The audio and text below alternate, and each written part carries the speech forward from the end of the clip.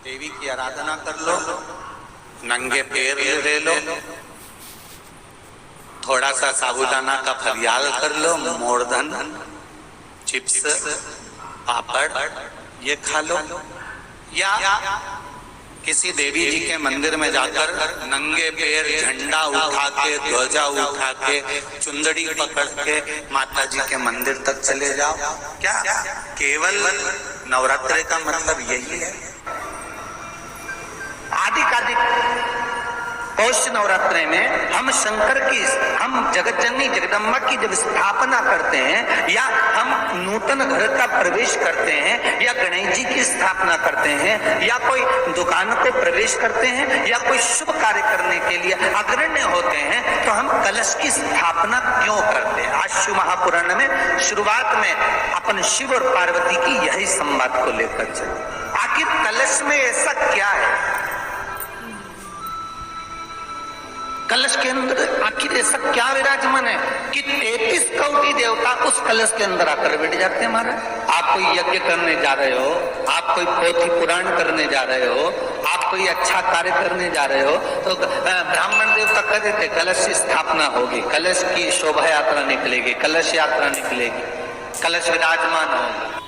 और नवरात्रि में भी देवी की आराधना का एक स्मरण का सुख है महाराज।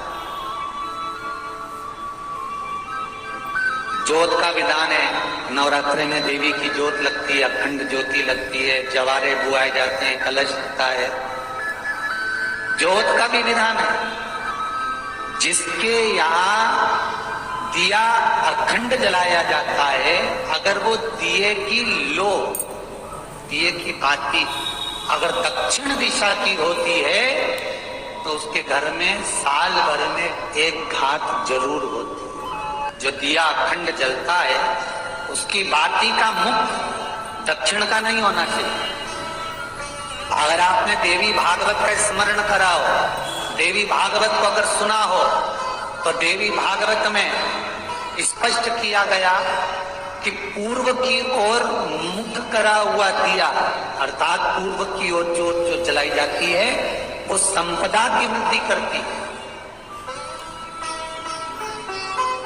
पश्चिम की ओर मुख कर कर जो ज्योत लगाई जाती है महाराज, वो बेबहू को देती है।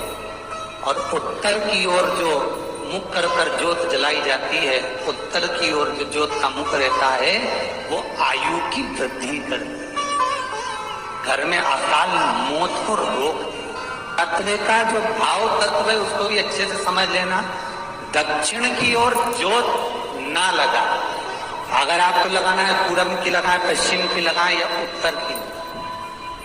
और जितने दिन महारानी जगदम्बा जगत धात्री दुर्गा भवानी, अब की बार माता जी घोड़े पर आई है। हर बार देवी बदल बदल के आती है, इस बार जो नवरात्रि आए वो घोड़े के आए। तो घोड़े पर जो देवी जी आती है, वो समृद्धि को देने वाली आती है, लक्ष्मी की वृद्धि करने वाली आती है। जैसी घोड़े की रफ्तार होती है, उस रफ्तार से लक्ष्मी घर में आती है। तो ये मत सोचना कि कोरोना महामारी ने हमको नीचे गिरा दिया, या कोरोना महामारी ने रोक दिया, कमाई के स्रोत रोक दिए, धन रोक दिया। चिंता मत करना, मेरी माँ जगत पीछे के 4 साल में नहीं कमाया होगा, इतनी मेरी माँ भंडार भर दे। शंकर भगवान को पूर्णता में देने वाला और शंकर भगवान के द्वारा संकट हरने वाला एक फल, वो कहलाता श्रीफल।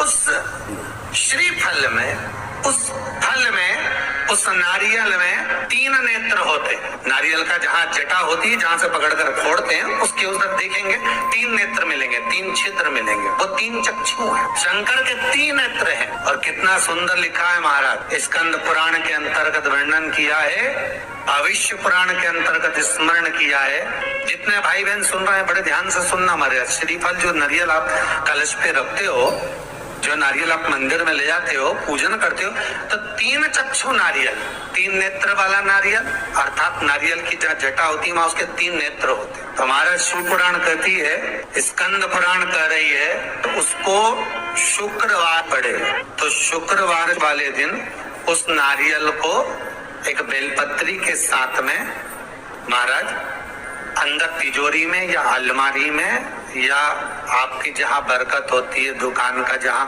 व्यापार व्यवसाय चलता है, अलमारी होती है या गुल्लक होती है या तिजोरी होती है या अलमारी होती है, उसमें उसको रख दिया जाता है। तो रखने के बाद में दूसरा दिन और शनिवार के दिन उसको निकाल लो, और निकालने के बाद उसको पूरे घर में घुमाने के बाद में श्री गणेश जी के मंदिर में, जो भी तुम्हारे घर में, तुम्हारे गांव में, तुम्हारे नगर में जो गणेश जी का मंदिर हो, उस मंदिर में ले जाकर उसको रखी आई। वहां से मात्र एक दुर्बा लेकर आई, गणेश जी महाराज की चढ़ी हुई केवल एक दुर्बा, और उस दुर्बा को दरवाजे की देहली पर छुलाकर उस दुर्बा को अपनी अलमारी में, अपनी तिजोरी में उसी दिन रख दो जिस दिन लेकर आए महाराज। कभी जिंदगी में लक्ष्मी की कमी नहीं आ सकती। कहते हैं जिसका व्यापार ना चले, व्यवसाय ना चल रहा हो, बहुत ज्यादा कष्ट में जीवन निकल रहा हो और बहुत ही ज्यादा तकलीफ हो रही हो, तो धतूरे को हल्दी में डुबोकर शंकर भगवान को 12 बजे समर्पित करें। उस धतूरे को वापस उठा लाएं 5-10 मिनट के बाद, श्री शिवाय नमस्तुभ्यम बोलकर लाल कपड़े में उसको बांधकर व्यापार वाली जगह में कहीं पर भी उसको बांध दिया जाए। व्यापार पीछे नहीं हटता, व्यापार अग्रण्य भाव में बढ़ता चले जाता है। महाराज हल्दी में डुबोना पड़ता है। यही प्रमाण एक क्रम में और है महाराज। लिंग पुराण कहती है, मान लो किसी व्यक्ति को कोई एक भारी बीमारी हो गई, बड़ा रोग हो गया, और वो रोग डॉक्टर कह रहा है कि ये ठीक नहीं होना है, बहुत तकलीफ उसमें है और कष्ट ही कष्ट है, वो ठीक नहीं हो रहा, दवाइयां लग रही, गोलियां खा रहे हैं। तो महाराज उसका भी वर्णन है। 7 धतूरे, कितने धतूरे लेना है? 7 धतूरे। 7 धतूरे लेकर एक धतूरे में मूली, लच्छा, नाड़ा लपेट कर, चंद्रमौली भगवान का स्मरण कर कर उस मौली को लपेट कर 6 धतूरे में हल्दी लगाकर शंकर भगवान की जो जलाधारी है, जलाधारी में आपको पहले भी वर्णन किया है, शंकर भगवान का ये शिवलिंग है, ये जलाधारी है, ये भगवान का जल निकलने का स्रोत, चरणारविंद का भाव। शिवलिंग जहाँ रखा हुआ है ये पार्वती जी का हस्त कमल है, जो ये गोल भाग है ये पार्वती का हस्त कमल है, जहाँ शिवलिंग रखा है। जहाँ से जल नीचे गिरता है उसके सीधे भाग में श्री गणेश जी महाराज का स्थान है, उसके उल्टे भाग में श्री कार्तिकेय जी का स्थान है। जलाधारी के सामने एक मोटी सी लाइन होती है, कहीं सांप बना होता है, कहीं स्थान बना होता है। जो मोटी सी लाइन है ये शंकर भगवान की सबसे छोटी लड़की अशोक सुंदरी का स्थान है। जलाधारी के ऊपर जो 3 टेकी लगी है ये भृगु ऋषि का भृंगी गण का स्थान है।